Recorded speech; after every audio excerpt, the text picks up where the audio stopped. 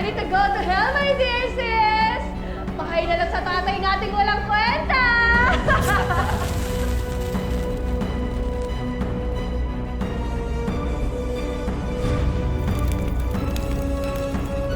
Sampalin mo! Yung malakas! Sorry. Ayaw mo ah. Halika na. Tama na yan! Okay ka ba, Gwen? Pasama mo naman. Ang nakaraan sa tadhana. Hayop ka. Aray! Kaya ka lumayas ka dito! Ikaw ang lumayas dito! Bitawan mo ako! Walang hiya ka! Sabi ko na nga ba?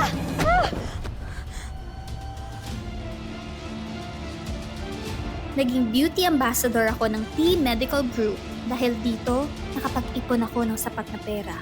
Sapat para mapaghandaan ang pagbabalik ko.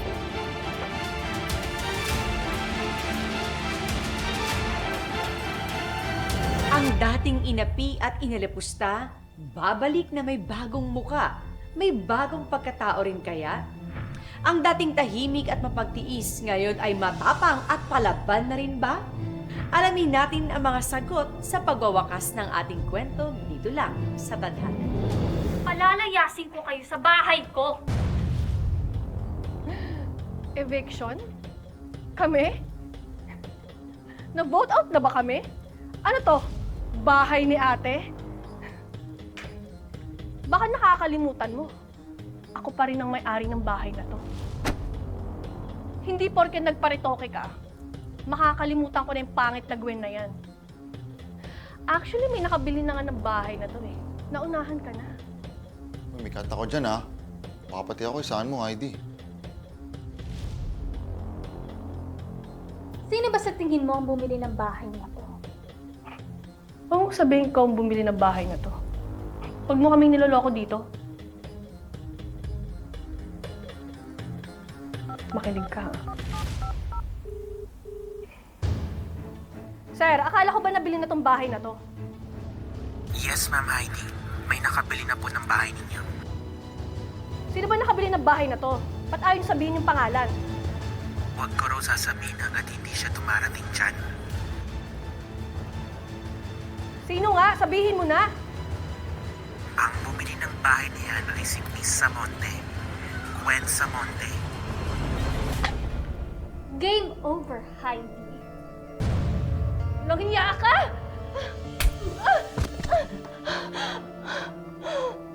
Sarap ka lang manampan. Lalo na sa mga taong deserve. Tara, umalis na tayo. Halika na. Basta i-transfer mo yung pambayad, ha? Halika na. Talagang pagkakaperahan niyo pa talaga ako ng bongga. Sa tingin niyo ba papalampasin ko to, ha? Dapat pagtrabahuan niyo muna yung perang makukuha niyo.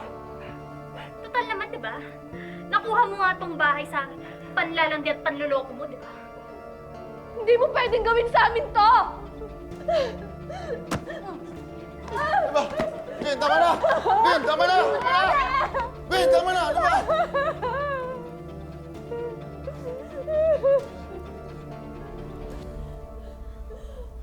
Kayo mag-alala. Titignan ko lang naman yung sira ng bahay na to. Hindi ba titira ko dito? Yak! Hindi ako cheap. Ayokong mahawaan sa kagkadugyutan nyo! Bukas ng umaga, pagbalik ko dito, gusto ko malinis na yung bahay. Wala nang ipis! Naintindihan niyo ba? Huwag daw mo akong matawag sa ate. Ma'am Gwen ang itawag niyo sa akin! Sagot! Yes, ma'am. Ano, di ka sasagot? Yes, Ma'am Gwen. Meron nga pala akong pasalubong sa'yo.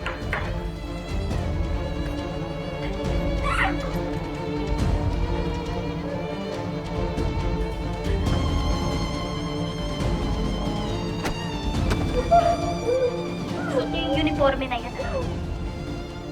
Babalik ako dito every day ng 11 a.m. At kapag hindi niyo suot yung uniforme na yan, evicted kayo sa bahay na to. Naiintindihan niyo?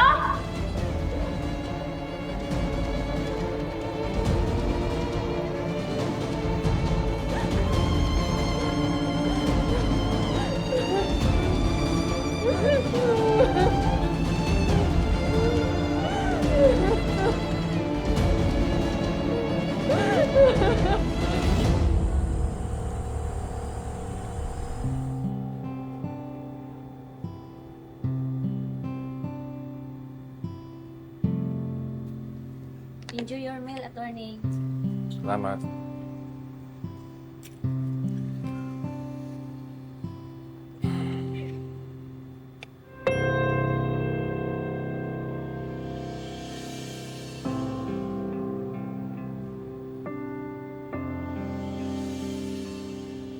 Hulaan mo kung sino to. Sino to? Hulaan mo nga.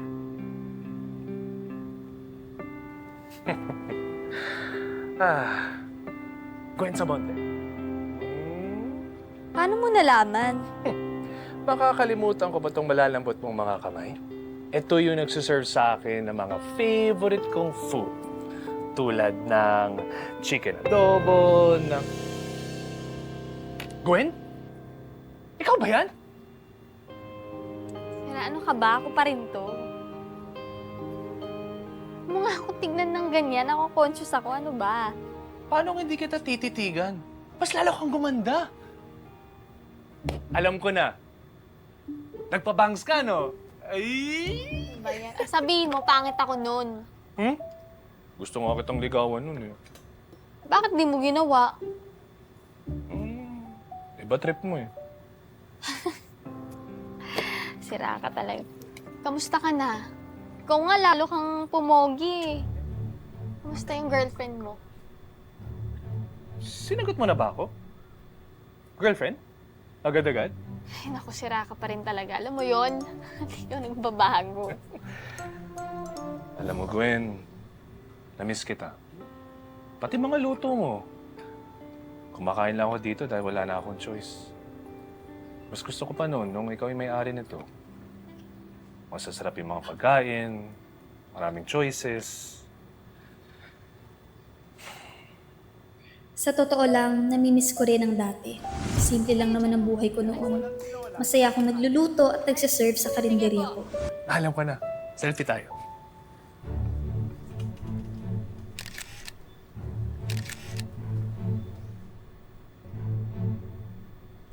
Hoy! Wala, bakit yung selfie natin yung wallpaper mo? Ano yan? Panakot mo ba yan sa virus? Palitan mo nga yan! Tulad ng sinabi ko dati, ikaw ang inspirasyon ko para di sumuko sa law school. Alam mo ba, malapit na ako graduate? Dahil sa'yo. Uy, punta ako sa graduation ko, ha? Palitan mo na yan. Ganda kaya? Ang pangit ko pa dyan eh. Ano ba? Ganda kaya? You know? Ganda ng bangs, oh. Ah. Nalinis niyo na ba yung bahay? Ate, Ma'am Gwen, ang aga ko kasi nagising kasi naglinis pa ho ako ng bakuran. Tapos nagmap pa ako ng buong bahay. Tapos nilabas ko pa yung buong gamit mo tsaka pinunasan. So, anong excuse mo? Opo, lilinisan ko na po.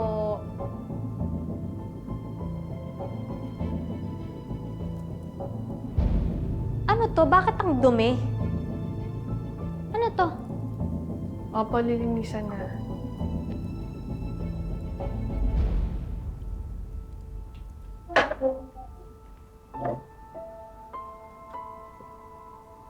Ito oh. Ayun oh, may alikabok. Linisan mo.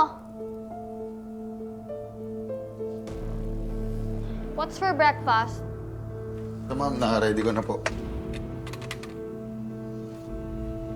Ano to? Bakit isa lang yung plato ko? Walang po kakain, di ba, ma'am? Joker ka talaga eh, no? Samahan mo ako kumain. Dali mo. Ilagay ka ng plato. Samahan mo ako kumain. Dali na. Samahan mo naman ako kumain. Namiss ko kasi tayo. Ikaw, ako. Minus ka. Doon ka.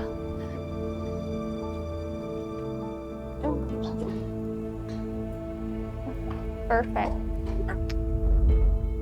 Ikwento mo nga ulit sa akin kung paano niya ako niloko. Hindi naman na po kailangan pag-usapan yan. Kailangan. Alam mo naman tayo mga Pinoy, makakalimutin. Pinagnakawan na nga, sinaktan na nga, tapos papatawarin?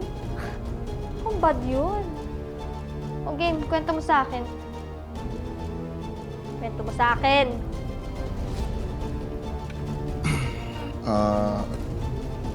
Naalala mo nung isang gabi, hinata kasi ako ni Heidi nun.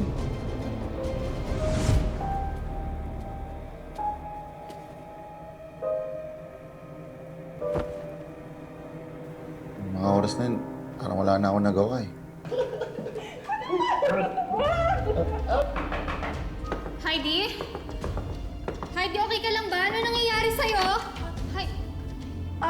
Okay lang ako, ate. Hayop ka talaga, Heidi. Sampalin mo. Tulad ng pagsampal mo sa akin dati. Jomar, palayasin na natin yung babaeng yan!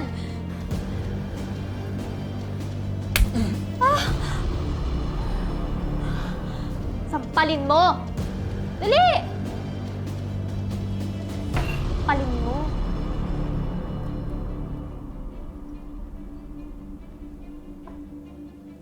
Dito kayo. Dito. Hoy, lumapit ka dito. Yung malakas ha, sampalin mo. Dito ka. Sa harapan ko. Sampalin mo. Kailangan ko bang... Sampalin mo! Yung malakas. Sorry.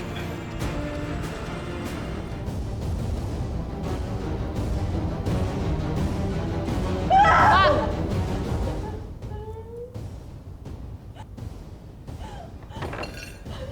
Linisin niyo yung bahay ang dumi.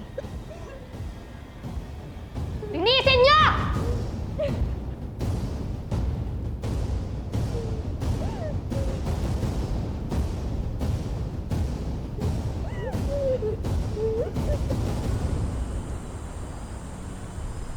Hanggang ngayon, dala-dala ko pa rin talaga yung galit ko sa kanila eh. Pinilit ko naman kalimutan pero gusto ko kasi talagang gumanti. Hindi naman para sa akin. Para na rin sa pangbababoy nila sa pinaghirapan nila mama at papa. Gwen. Pero hanggang kailan ka maghihiganti? Umalis na lang kaya tayo dito. Lumayo tayo. Rico, natatakot ka ako kasi pati sa relasyon natin, padala ko yung galit ko. Pero huwag ka mag-alala, tatapusin ko na to. Basta hintayin mo ako, ha? Willing ako maghintay. Pero hindi ako willing maging parte ng paghihiganti mo. Kasi alam ko babalik din sa iyo yan balang araw. Basta Rico, ipangako mo sa akin na hihintayin mo ako. Pangako.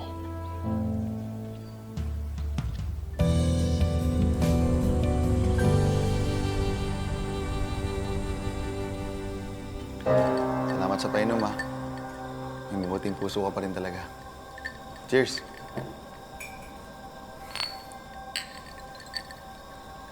Hindi mo ginagalaw yung baso mo, ha. Nalasing mo ata ako, eh. Ganun na nga. Gusto mo ba akong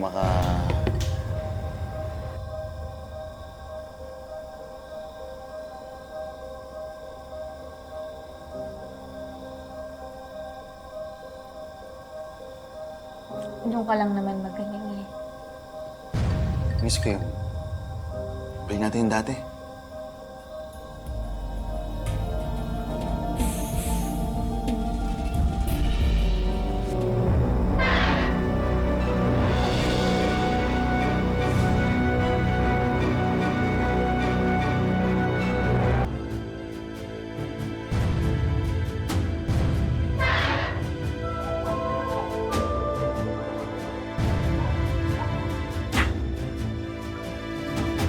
Over my dead body. Jomar, ano ba? Nag-iinarte ka pa. Alam ko naman na laway na laway ka sa akin, eh. Sige na, Gwen. Sige na. Bastos ka eh, no? Eh bakit? Ikaw tong lapit na lapit sa akin, di ba? Ano ba talagang gusto mo? Ha? Ang gusto ko, iparanas yung sakit na pinaranas niyo sa akin. Umalis ka na nga. Alis! Umalis ka na! Hoy! Bakit mo sinasaktan si Jomar? Dahil hindi ko na kayo kayang pakisamahan. Ang gusto ko, lumayas na kayo sa bahay ko ngayon din! Hindi ako papayag! Dahil bahay ko to! Ayaw mo ah. Halika. Tama na yan! Gwen! Pasama mo naman! Kung ako masama, ikaw, hari ka ng kademonyohan.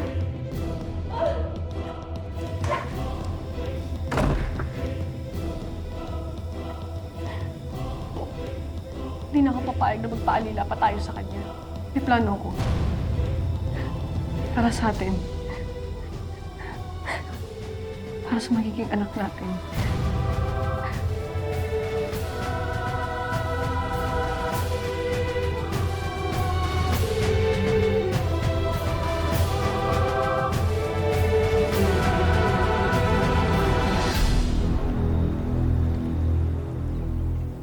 Rico! Rico, sandali! Rico, ano ba? Iniwasan mo ba ako? Obvious ba? Ano bang nagawa ko sa'yo? Ano ba talaga kayo ni Jomar? Di ba sinabi ko naman na sa'yo? Na ano? Gumaganti ka lang? Nabawi mo na yung bahay, di ba? Hindi ba sapat yun? Tulungan kita. Kasuhan natin sila. O baka naman dahil to kay Jomar. Kasama ba sa paghihiganti mo ang paglalandi mo sa ex mo?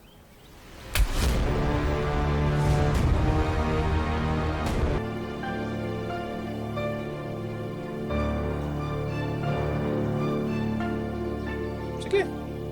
Magpakakontrabida ka sa pinagagawa mo. Ang ayoko lang bumalik sa'yo ang mga masama mong pinagagawa. Rico, pangako tatapusin ko na ngayong gabi.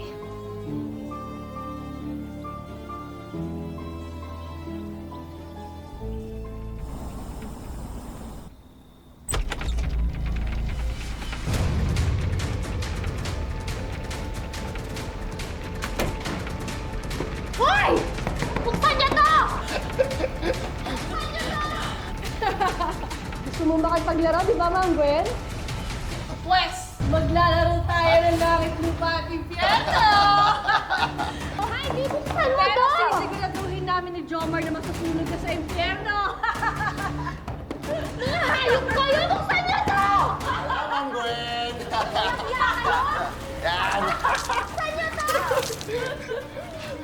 Magbabay ka na sa thank you doc mong mukha dahil matutusta na yan ngayong gabi kasama ng bahay na to! Goodbye, world! Goodbye, pangit!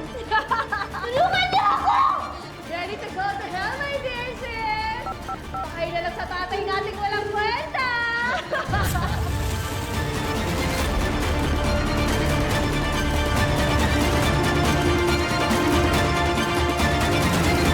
Kayo na lang sa tatay nating walang kwenta!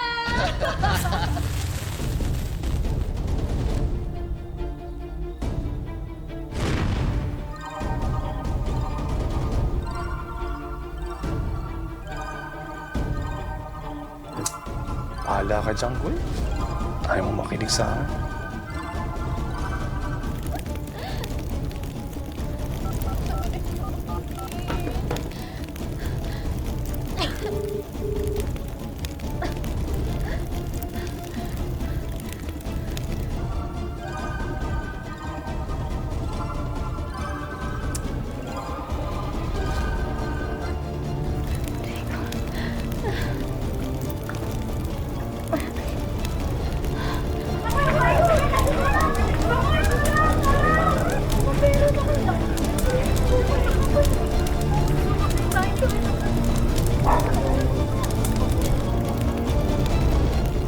Sila yun. Sigurado ka? Oo. Sila yun. Ay, Samonte! Jomar, tamayo!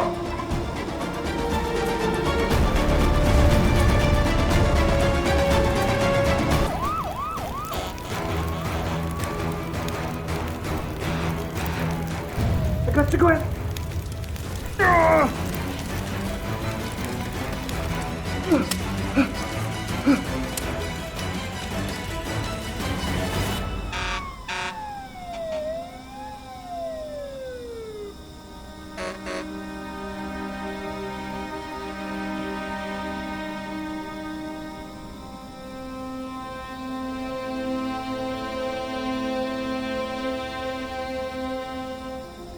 bitawan niyo ko. Ano ba? Ate, patawarin Ma'am, nahuli namin ng mga taong pinaparesto nyo na may kasong falsification of documents, estafa at qualified theft. Idadagdag na rin namin ang illegal detention, attempted murder, at arson. Ate, patawarin mo ko. Hindi ako pwedeng makulong. Gwen, kung may puso ka pa, palayan mo na si Heidi. Parang awa mo na. Ate, pagkatapos niyo akong tangkain patay, sunugin yung bahay na ipinamana sa akin ng magulang ko, sa tingin niyo papalayain ko kayo? Heidi, Wala akong gawin to. Ate, kung hindi mo man ako mapapatawad, huwag mo na lang sanang idama yung anak ko.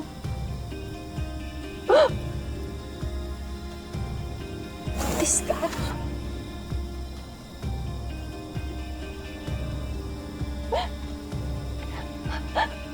Magkakapamangkin ka na, ate.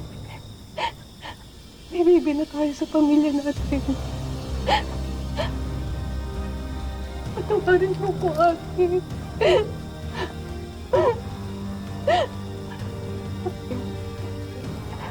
Ate, Pati ba sariling pamangkin ko idadamay ko sa paghihiganti ko?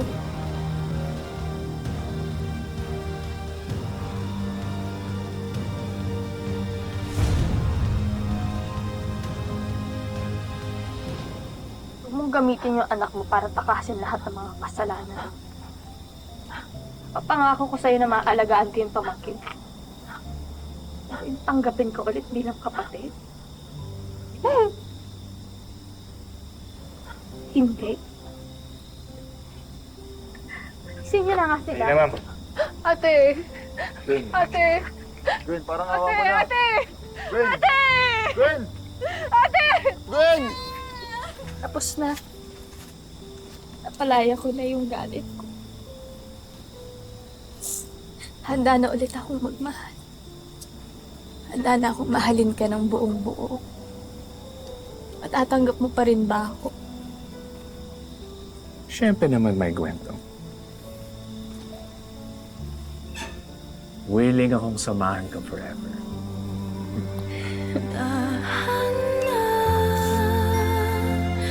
Mahal ko, isigay laang sa'yo.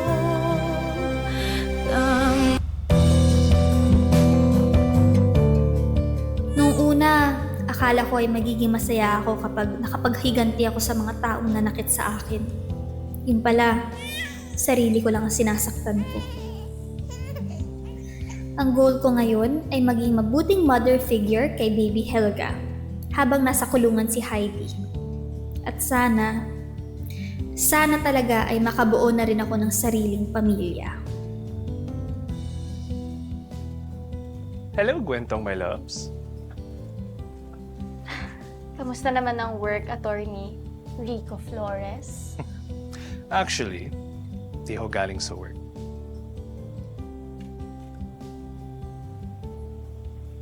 Matagal-tagal na tayo magkaibigan. At nun pa man, alam ko na you're the one for me. Willing ka ba maging Mrs. Flores? Will you marry me? Yes, I will marry you. I wanna be yours. I wanna live in your world, breathing more. I wanna be yours. I wanna drown in all that you are. I am so. Sa bandang huli, natutunan ni Gwen na hindi naman nakabase sa muka o magandang itsura ang respeto at pagtingin ng isang tao. Dahil ang panglabas na anyo ay lumilipas, pero ang kabutihang loob, dignidad at respeto sa sarili ang hindi nabubura at habang buhay na mananatili. Binabati po namin ang lahat ng ating kababayang OFW na patuloy na nakikipagsapalaran sa malalayong bayan. Maraming salamat po sa inyong pagsubaybay sa ating mga kwento. Sa kwento ng ating buhay, tayo ang laging bida. Ilugmok man tayo ng sandamukal na problema, lagi pa rin babangon at may power na pumili ng sarili nating tadhana. Magandang hapon mga kapuso, ako po si Marian Rivera. Kumapit ka lang.